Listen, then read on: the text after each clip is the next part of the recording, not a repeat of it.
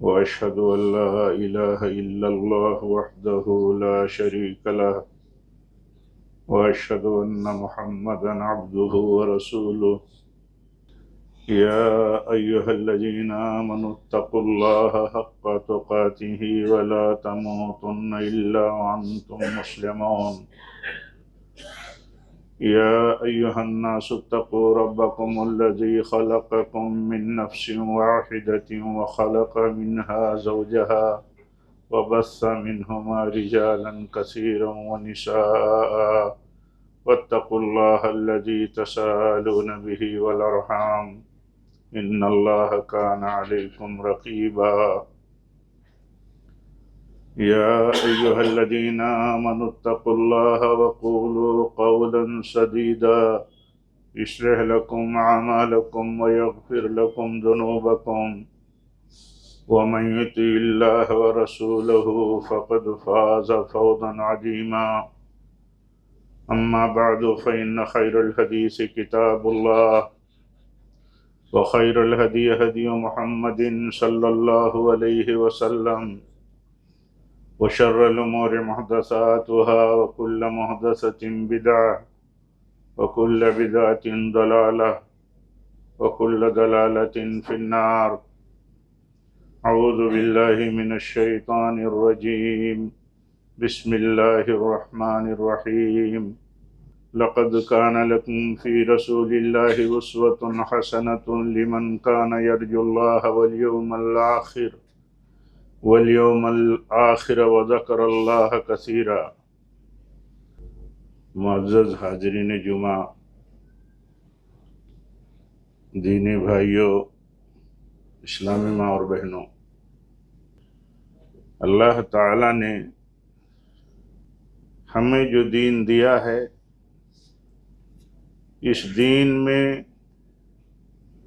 ساری تفصیلات ہیں۔ اس دین میں ہر ایک کے مقام اور ہر ایک کے حقوق بیان کر دیے گئے ہیں۔ اس دین میں نبی صلی اللہ علیہ وسلم کا اسوہ اتنا جامع اور کامل ہے کہ ہم زندگی کے جس مرحلے میں، جس موڑ پر، جس موضوع پر، جس رہنمائی کے محتاج ہیں، ضرورت مند ہیں، ہر رہنمائی نبی صلی اللہ علیہ وسلم کی سیرت میں، اللہ کے بھیجے ہوئے دین میں موجود ہے۔ اللہ کے دین کو جاننا اور دین کے حوالے سے اپنی ذمہ داریوں کو سمجھنا، یہ ہر مسلمان مرد و عورت کے اوپر فرض ہے۔ اگر ہم اپنی ذمہ داریاں نہیں سمجھیں گے، ان کو ادا نہیں کریں گے، تو اس کے انجام سے دوچار ہونا پڑے گا، بھگتنا پڑے گا۔ مثال کے طور پر اللہ تعالیٰ کا حق ہے ہمارے اوپر اس کی توحید کا۔ اگر ہم اللہ کی توحید اور خالص اس کی بندگی نہیں کریں گے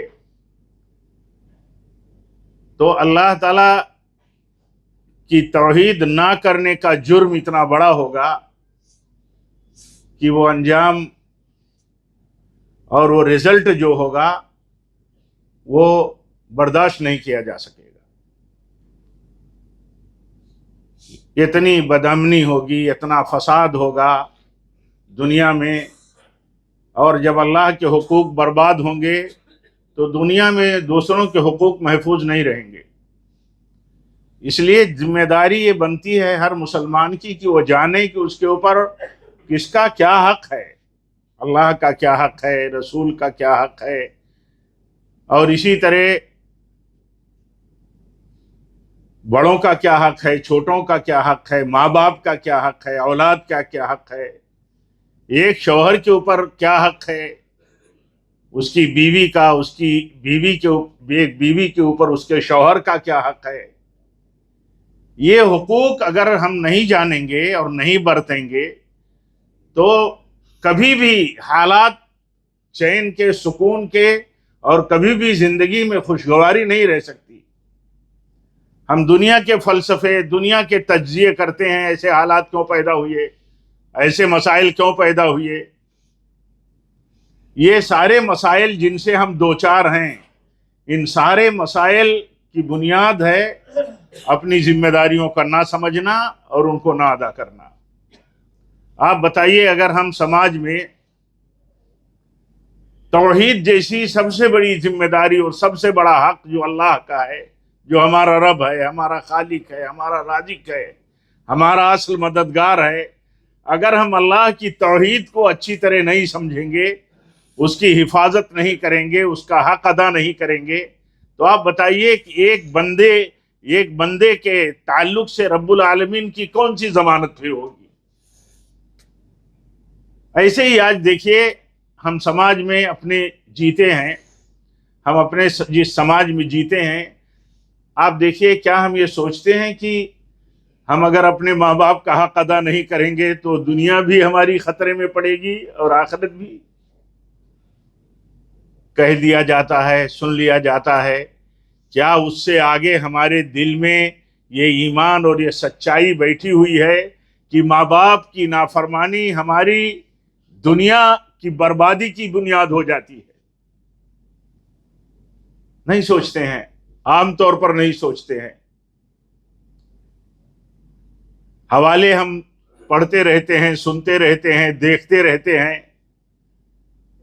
اللہ کے نبی صلی اللہ علیہ وسلم نے فرمایا کہ جریج جیسا عبادتگار، پرہیزگار بنو اسرائیل میں ایک اللہ کا بندہ تھا، اس نے حالت نفلی نماز میں اپنی ماں کی بلاوے پر لبیک نہیں کہا اور اپنے ماں کی نہیں سنی، اور ماں کی بددعا لگ گئی، اور اس بددعا کی بنیاد پر جریج کو جو جھیلنا پڑا۔ صحیح بخاری میں دیکھیے، آپ سنتے رہتے ہیں کہ اللہ کے نبی صلی اللہ علیہ وسلم نے فرمایا کہ اس ماں نے جب یہ بددعا دے دی کہ اے اللہ، اس جریج کو، میرے بیٹے کو اس وقت تک موت نہیں دینا جب تک کہ یہ کسی بدکار عورت کی جال میں نہ پھنس جائے۔ پھنس گیا۔ ہم سماج میں اپنے جائزہ لیں، دیکھیں، اپنے گریبان میں سر ڈال کر کے سوچیں کہ کیا یہ تصور ہمارے ہاں موجود ہے کہ ہمارے ماں باپ کہیں اگر ناراض ہو کر کے ہماری نافرمانی اور ہماری سرکشی کی بنیاد پر یا بے دینی کی بنیاد پر اگر کہیں بددعا نہ کر دیں تو ہمارے لیے خطرہ بن جائے گا؟ میں نہیں سمجھتا ہوں کہ ایسا سوچنے والے لوگ ہیں، اور ایک بڑی تعداد میں ہیں لوگ، اس میں کوئی شبہ نہیں، لیکن یہ سوچ کتنی عام ہے، کتنا ہم سوچتے ہیں کہ ہمارے ماں باپ کہیں ناراض نہ ہوں۔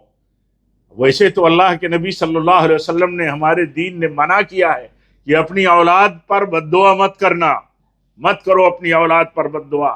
کیوں؟ یہ اللہ کی رحمت ہے، یہ دین کی شفقت ہے، یہ دین اور اللہ تعالیٰ کی مہربانی کا حصہ ہے، کیونکہ ماں باپ کو اتنا بڑا درجہ اولاد کے تعلق سے اللہ تعالیٰ نے دیا ہے کہ ان کے درجے ہی کی بنیاد پر اولاد کے تعلق سے یہ وعدہ ہے اللہ کے دین میں کہ اگر ماں باپ اولاد پر بددعا کریں گے تو وہ بددعا اللہ تعالیٰ کے ہاں قبول ہو جائے گی۔ دیکھیے، جریج پر بددعا کر دیا جریج کی ماں نے، اور وہ بددعا قبول ہو گئی۔ ایک بدکار عورت کے ہاں بچہ پیدا ہوا اور اس نے تہمت لگا دیا کہ یہ بچہ جو ہے جریج کا ہے، جریج نے میرے ساتھ بدکاری کی ہے، اور اسی بدکاری کے نتیجے میں یہ بچہ جو ہے، حمل سے یہ بچہ پیدا ہوا ہے۔ بہت مشہور یہ واقعہ ہے، بہت بڑا سبق ہے۔ یہ واقعات اس لیے ہیں کہ ہم ان سے سبق لیں۔ ہر شخص یہ دیکھے کہ حق اگر مارا جائے گا تو حق مارا جانا اتنا بڑا خطرہ ہے کہ ہم دنیا میں ہی نہیں بچ سکتے۔ عام طور پر بندہ ایسے تو اصل حساب کی جگہ تو آخرت ہے، لیکن دنیا میں بھی بہت بڑا خطرہ ہے۔ ایک ماں باپ کا مقام اتنا بلند ہے، اولاد کے لیے اتنا بلند ہے کہ انہیں ڈرایا گیا، خبردار کیا گیا کہ تمہارے ماں باپ کا درجہ تو اتنا بڑا ہے کہ تم اف نہیں کر سکتے ان کو، उफ नहीं कर सकते। एक सहाबी रसूल हैं, अपनी माँ को कंधे पर पीठ पे रख करके हज करा रहे हैं, बिल्कुल बूढ़ी हैं, ताकत नहीं उनको चलने फिरने की, और इसी हाल में मुलाकात हो जाती है अल्लाह के नबी सल्लल्लाहु अलैहि वसल्लम से। तो पूछते हैं कि या रसूलुल्लाह सल्लल्लाहु अलैहि वसल्लम, क्या इस तरह खिदमत करके अपनी माँ को हज कराना, क्या इनका हक अदा होगा? तो आपने फरमाया, कहा एक तकलीफ छोटी सी, एक तकलीफ देह जो मतलब आवाज होती है बच्चे की वलादत पर उसके माँ के मुंह से, उस तकलीफ के बराबर भी ये तुम्हारी खिदमत नहीं है। इतना बड़ा मकाम है, लेकिन अंजाम कौन देखता है? ये सारा का सारा दारोमदार ईमान की मजबूती पर है। ईमान जब कमजोर होता है तो जुल्म आसान हो जाता है, हुकूक मारना आसान हो जाता है, किसी का माल खाना आसान हो जाता है, किसी की आबरू पर जबान खोल देना और इसी तरह मतलब सोशल मीडिया का इस्तेमाल करना आसान हो जाता है। ये नहीं आदमी सोचता कि किसी की इज्जत व आबरू और किसी के हुकूक पर हमला करना, खास तौर पर वो दर्जे में अगर बुलंद हैं, मकाम उनका बुलंद है, अल्लाह का हक, रसूल के खिलाफ बात कर दिया, उलमा के खिलाफ बात कर दिया, अपने माँ बाप के खिलाफ बात कर दिया, दीन के खिलाफ बात कर दिया। दीन का कोई एक मसला हो, एक कोई भी छोटा से छोटा मसला हो, अगर उसके खिलाफ आदमी जबान दराजी कर दिया या उसको मामूली समझ लिया या उसकी जरूरत का इनकार कर दिया, तो उसका इस्लाम खतरे में पड़ गया। कितना आदमी ख्याल करता है? ये ख्याल इसलिए नहीं करता है कि बुनियाद सही नहीं है। बुनियाद अगर सही हो तो जायजा ले। देखिए, जुरैज से गलती हुई, जुरैज से गलती हुई, और गलती कहाँ हुई? नफली नमाज के टाइम माँ आ रही है, अब वो परेशान है कि नफली नमाज पढ़ूं या माँ की सुनूं। नफली नमाज पढ़ता रहा, माँ की नहीं सुना। माँ आती थी चली जाती थी, माँ आती थी, जब आती थी तब नफली नमाज में मशगूल।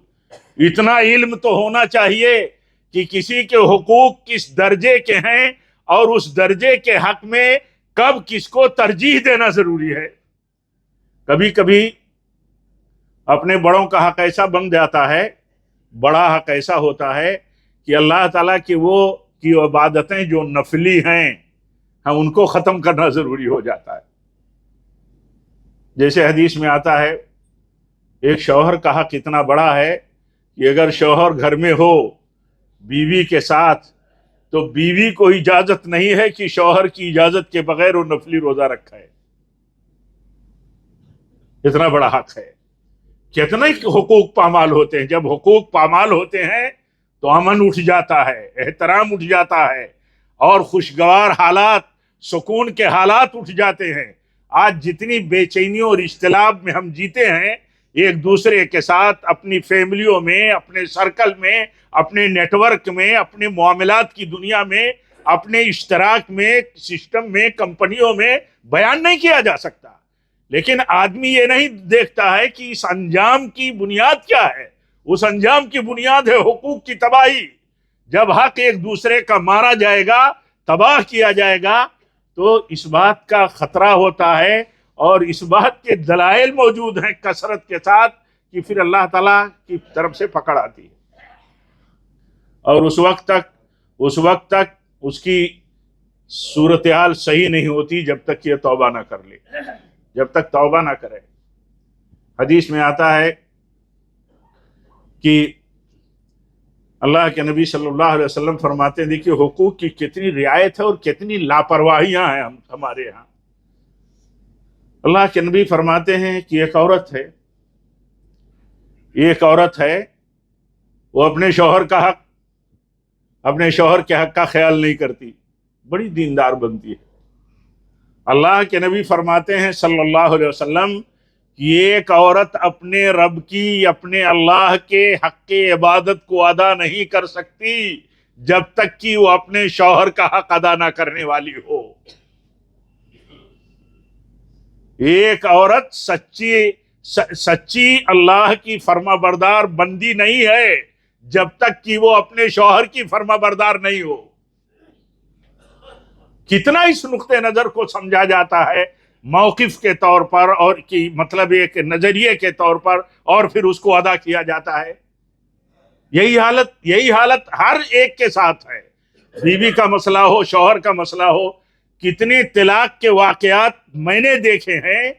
جو واقعات اس لیے پیدا ہوئے کہ ایک شوہر ہے، اپنی بیوی کے ساتھ ہے، اور وہ موبائل میں لگا ہوا ہے، معلوم نہیں کس مطلب گروپ میں لگا ہوا ہے، اور اس کی بنیاد پر ناچاکی پیدا ہوتی ہے، تنازع ہوتے ہیں، تکرار ہوتی ہے، اور معاملہ خلا اور طلاق پہ جاتا ہے.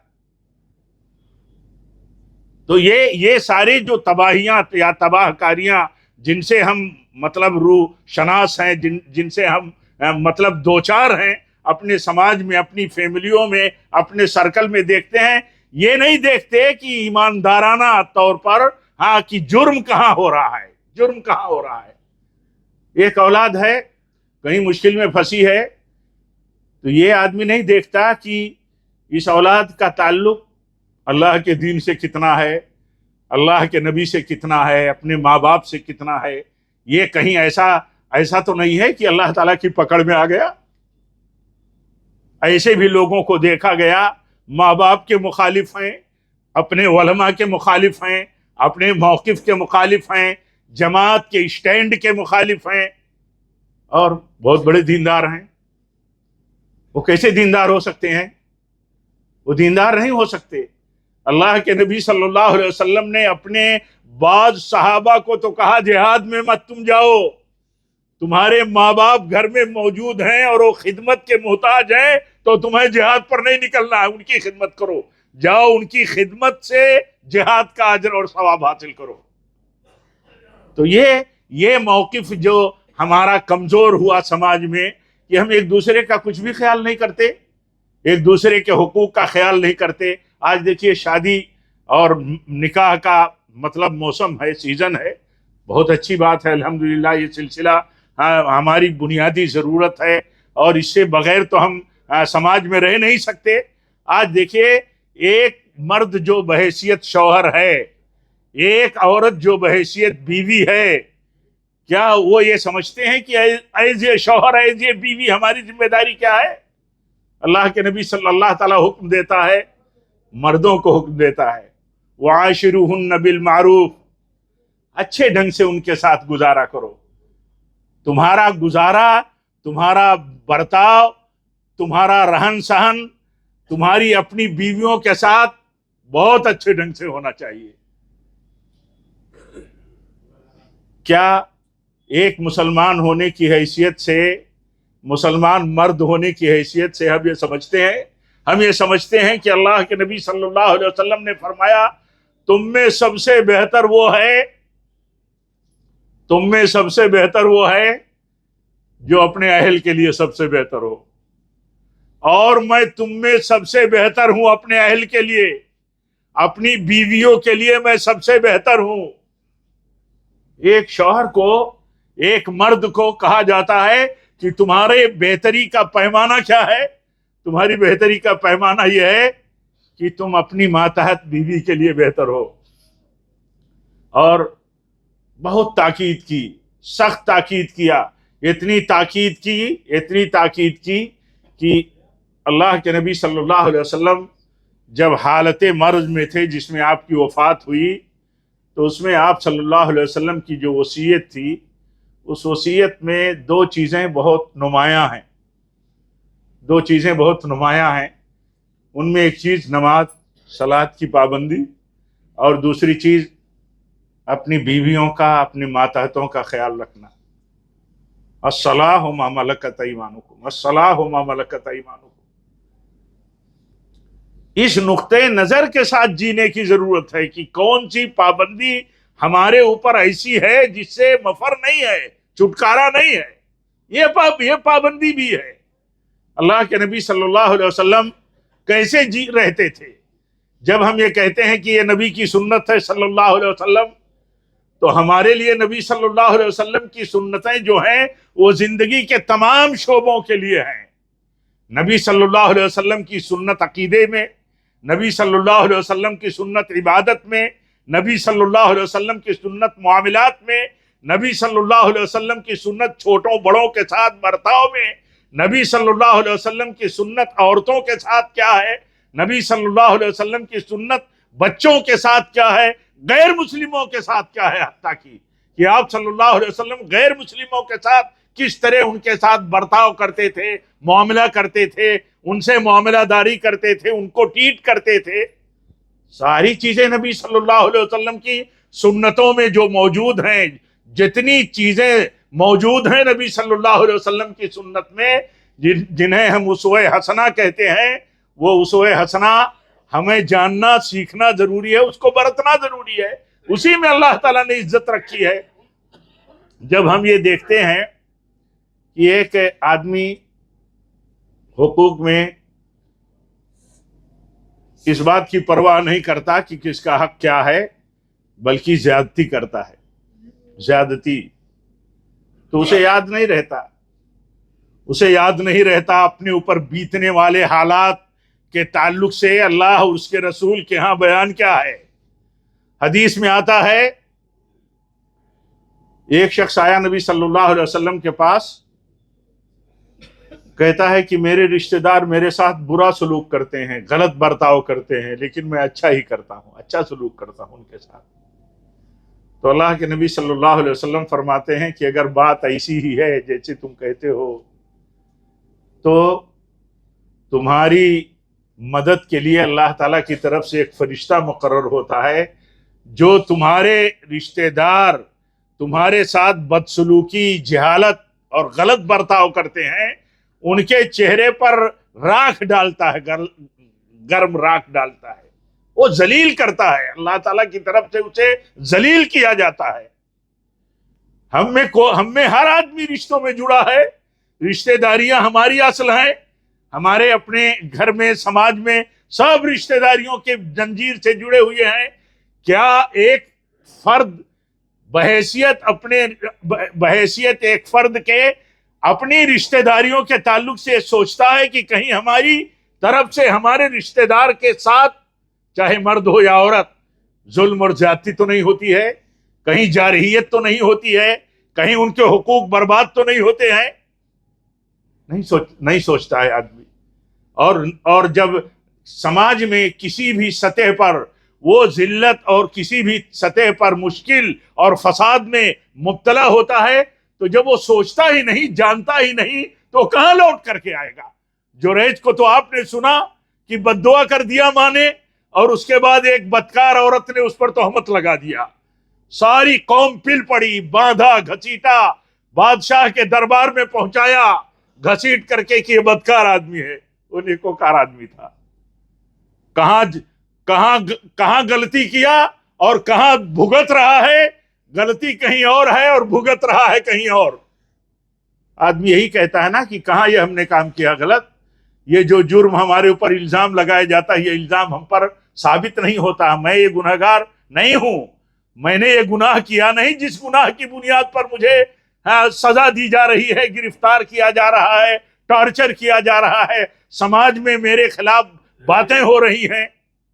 نہیں آدمی سوچتا. اس لیے نہیں سوچتا کہ اسے دین کے اصولوں کا پتہ نہیں کہ گناہ کا انجام کس کس شکل میں آتا ہے. گناہ کیا کیا تھا؟ گناہ یہ کیا تھا کہ ماں بلا رہی ہے تو نہیں سن رہا ہے. ایک عورت روزے دار ہے، شوہر کہے روزہ توڑ دے تو توڑ دینا چاہیے. اب اس کی بزرگی اور پرہیزگاری یہ نہیں ہے، کسی آدمی کی بزرگی اور پرہیزگاری یہ نہیں ہے کہ کہے میں تو عبادت میں تھا، میں باپ آپ کی کہاں سنتا.